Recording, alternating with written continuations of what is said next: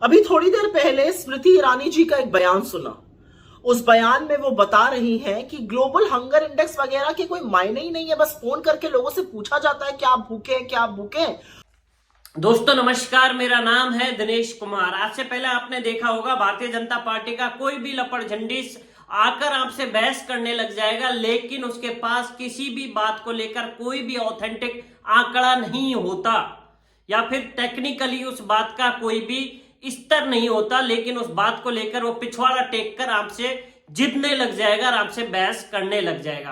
खासतौर पर उन लोगों को आप और हमारी लैंग्वेज में अंधभक्त कहा जाता है और व्हाट्सएप यूनिवर्सिटी से निकाले हुए स्टूडेंट होते हैं। अब लेकिन इस व्हाट्सएप यूनिवर्सिटी का और अंधभक्तों का प्रकोप इतना हो जाए कि वो केंद्रीय मंत्रियों पर असर उसका दिखना लगे, तो ये बात सोचने लायक होगी और इस पर सोचना भी जरूरी है। दोस्तों, भारतीय जनता पार्टी की केंद्रीय मंत्री, महिला बाल विकास मंत्री स्मृति ईरानी नरेंद्र मोदी जी की सबसे प्रिय मंत्रियों में के एक हैं। इनका हाल ही में एक बयान आया सोशल मीडिया पर, लगातार तेजी से वायरल हो रहा है। एक पत्रकार साथी ने उनसे पूछा था कि आपकी राय ग्लोबल हंगर इंडेक्स पर क्या है। 125 देशों में हमारे देश का जो नंबर रखा है वो 111वें नंबर पर हमें रखा गया है।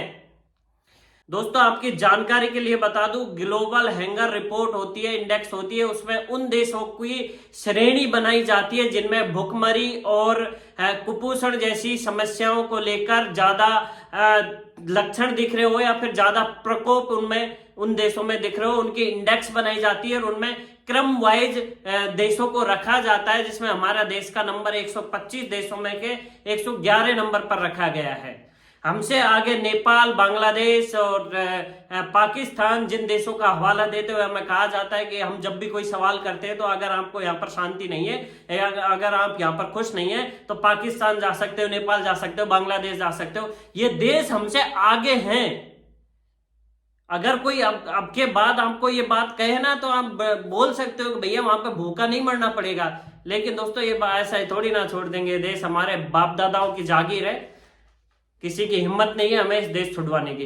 लेकिन बात यह है दोस्तों, पाकिस्तान हमसे भी आगे है भुखमरी नहीं होने पर, मतलब हमसे कम भुखमरी है वहां पर। बांग्लादेश में हमसे कम है।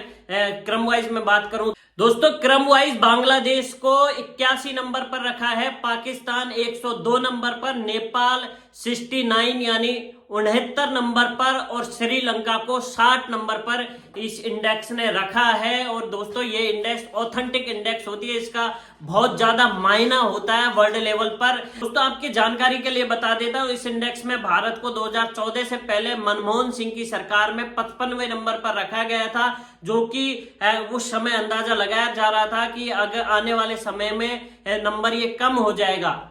दोस्तों उस समय भी जो बीजेपी के तमाम लपड़ झंडिस थे इस पर सवाल दमादम उठाते थे, लेकिन अब इसको वो गलत ठहरा देते हैं और इसको टेक्निकली बता देते हैं कि इसमें ऐसा कुछ नहीं होता है, इसमें कोई भी सच्चाई नहीं होती है। दोस्तों स्मृति ईरानी का कहना है कि ये इंडेक्स एक बहुत ही गलत तरीके से बनाई जाती है, इसको सच का आधार नहीं माना जा सकता, इसको बनाने का तरीका कुछ अलग होता है। उनका कहना है कि 3000 लोगों को देश में फोन करके पूछा जाता है कि आपने खाना खाया है, आप भूखे हो या नहीं हो। उन्होंने बोल दिया हम भूखे हैं तो उसमें जोड़ दिया जाता है, इस तरीके से नंबर दे दिए जाते हैं, रैंकिंग कर दी जाती है।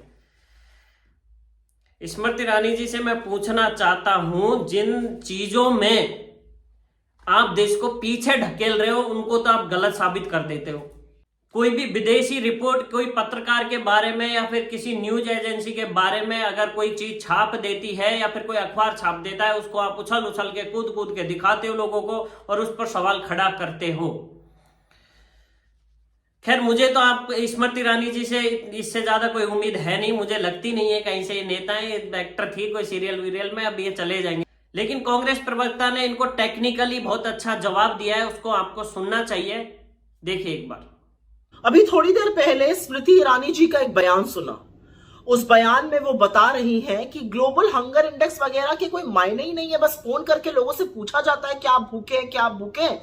और वो सुबह से निकली हुई है घर से, 4 बजे से कोचीन गई और फिर कहां आई और फिर कहां आई फ्लाइट से। तो अगर कोई उन्हें भी फोन करके पूछेगा तो वो बताएंगी हाँ मैं भी भूखी हूं।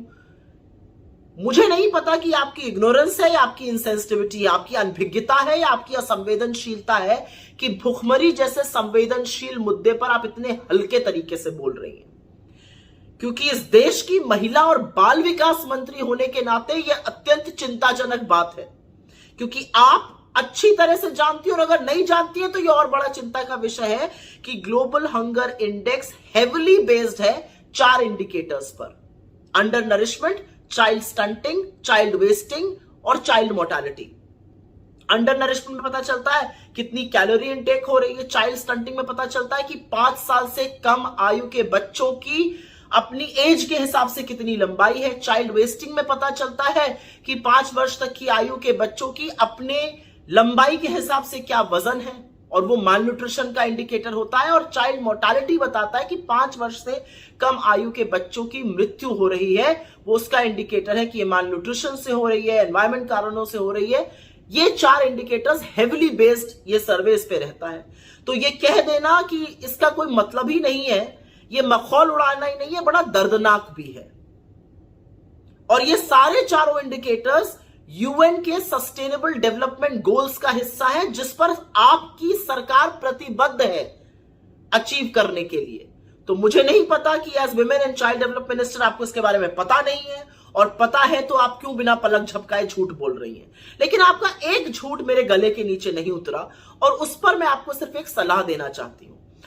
आपसे ज्यादा सशक्त और वीआईपी कम महिलाएं होंगी हिंदुस्तान में।